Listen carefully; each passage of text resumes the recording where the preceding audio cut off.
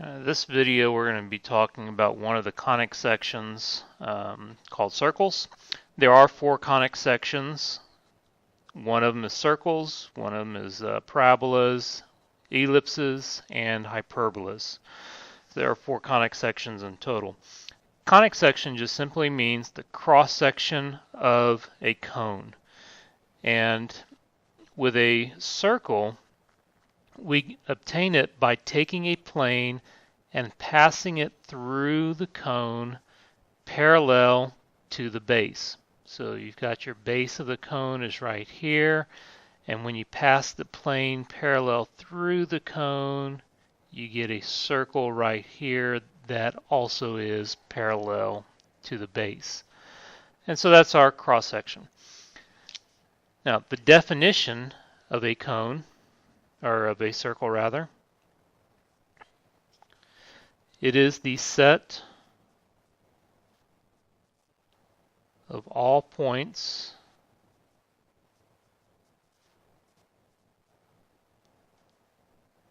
equidistant from a set point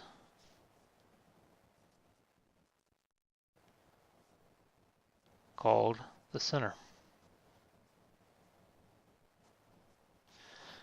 All it means is that if you've got a circle right here and a center, every point that is on this circle is the same distance away from that center. No matter where you measure it, every point is the same distance away from that center. That's all that definition is saying. All right, so when a plane passes through a cone parallel to the base and perpendicular to the transverse axis. Transverse axis is simply an imaginary axis that goes right through the middle of the cone perpendicular to the base. That's your transverse axis. The equation for a circle is this: x minus h squared plus y minus k squared equals r squared. There's only two things that you need in order to be able to graph a circle.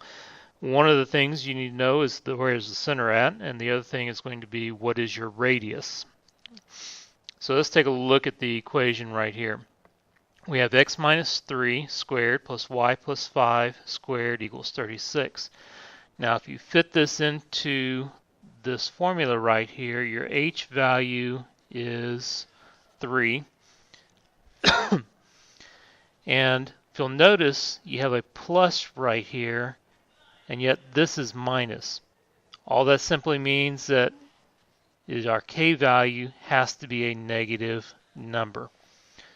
So in this case, the k value will need to be a negative 5, because minus the negative 5 makes it plus. So the center of our circle is hk, so it's going to be 3, negative 5. And the radius of the circle is r. Now, this 36 represents your r squared. So to find the r, you have to take the square root of it. And the square root of 36 comes out evenly to be 6. So the center of your circle is 3, negative 5 with a radius of 6. Now, if we were to sketch a graph of this, 1, 2, 3, 1, 2, 3, 4, 5. Here's our center. We have a radius of 6, so we would go 6 this direction, 6 this direction, 6 to the right, and 6 down. And then you can sketch your circle going through those 4 points. Now this also means that the domain for this circle, well, 3, negative 5 is our center. If we're going 6 this direction, that means we would be subtracting 6 from the 3, so that would make it negative 3. And then 6 in this direction means we're adding 6 to the 3, so that gives you 9. And we have brackets because both of these points are included on the circle. Now your range, well, the y value is -5, so if we subtract 6 from that, that puts us at -11, and add 6 to a -5 puts you at +1. Once again, those will be brackets because these points are included on the circle. Okay. All right, so let's take a look at another situation here. What is the center and radius of the circle whose equation is this? Well, if you'll notice, there's one thing that's different about our equation, because our equation is x minus h squared plus y minus k squared equals r squared. In this formula, there is no number in front of the parentheses other than a 1 understood to be there. Since we have a 3 in our equation, we do need to get rid of it, and we do that by dividing everything by 3. That cancels, giving you x plus 7 squared plus y minus 9 squared equals 16. So the center of our circle is going to be -7, +9. And the radius is going to be the square root of 16, which is 4. All right, so let's think about our domain and range here without looking at a graph. Well, for one, we know that we will have to have brackets because those points will be on the circle. The center has an x value of -7. So that means we're going to go 4 units to the left of -7 and 4 units to the right of -7. Well, that would put you at -11 and -3 for your domain. The y value is 9 for the center, and so the range is going to go 4 below that and 4 above that. So if you go 9 minus 4 is 5, 9 plus 4 is 13, giving you the domain and range for that. All right, here we're just going to sketch a graph of the circle. So the first thing we need to do is identify what is the center. In this case, that would be -2, -3. And the radius for this circle is going to be the square root of 25, which is 5. And so just to sketch this out here, -2, -3. And then we're going to go 5 units above, 5 units below, 5 units to the right, and 5 units to the left.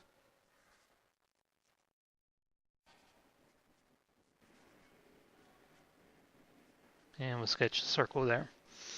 And that's all we need to do. All right, next problem.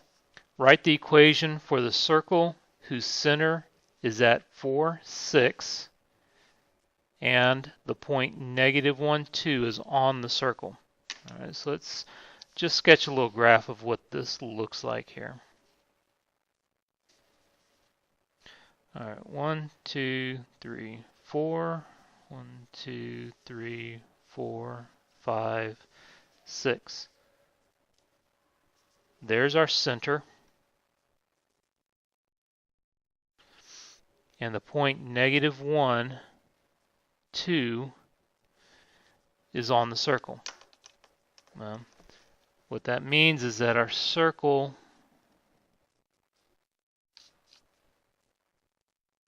just a rough sketch of it. It's going to look somewhat like this. So what two things do we need for the equation of a circle? Well, we need to know the center and we need to know the radius. Well, the center we have is 4, 6. So we can go ahead and write that part as x minus 4 squared plus y minus 6 squared equals. Now we need to determine the radius. Well, the radius is the distance from the center to any point on the circle.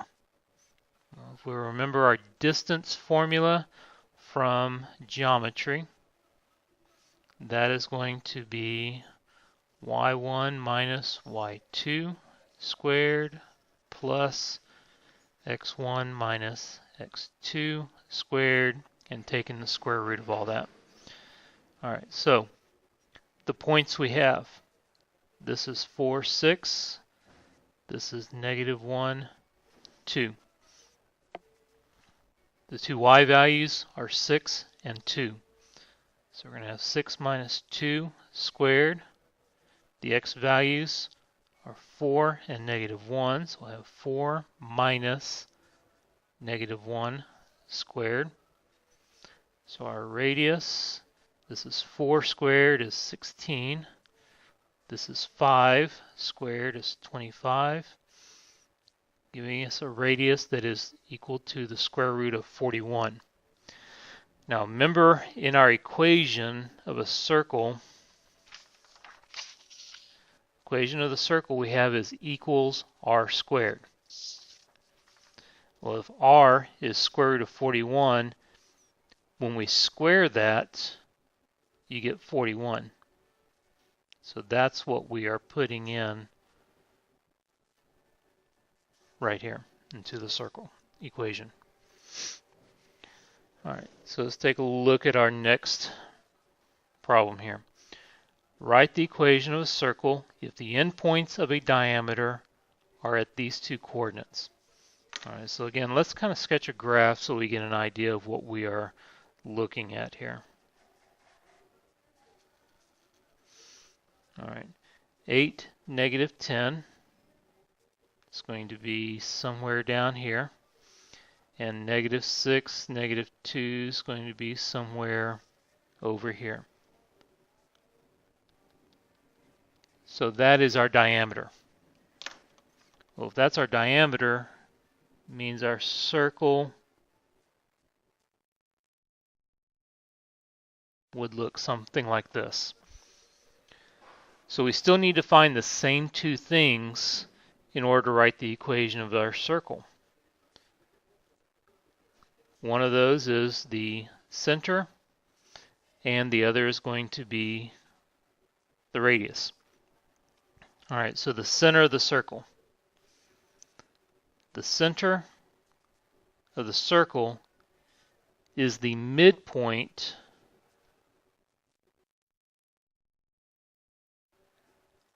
of the diameter. And if you remember the midpoint formula from geometry, that is x1 plus x2 divided by 2 plus, y1 plus y2 divided by 2. All you're simply doing is averaging the x values and averaging the y values.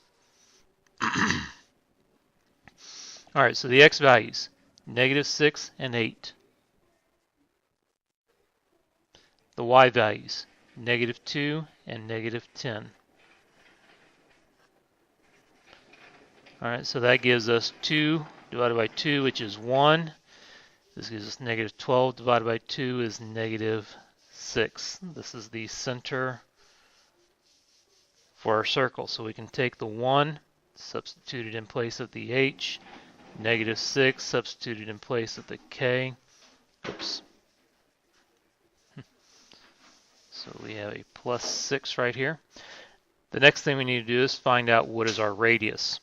All right, well, the radius, just like before, is the distance from the center to any point on the circle. We know these two values, so I'm just going to use those to calculate the radius. So the radius is the square root of -10 minus negative 6 squared plus 8 minus 1 squared. This comes out to 16 plus 49, which is square root of 65. In the equation, we'll have r squared. When you square this, you get 65, so that's what goes up here into our equation. Okay. All right.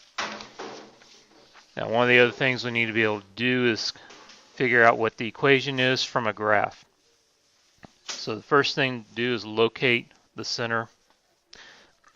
In this case, pay attention to what your scale is. The scale is 2. So we have a center that is located at -2, +6.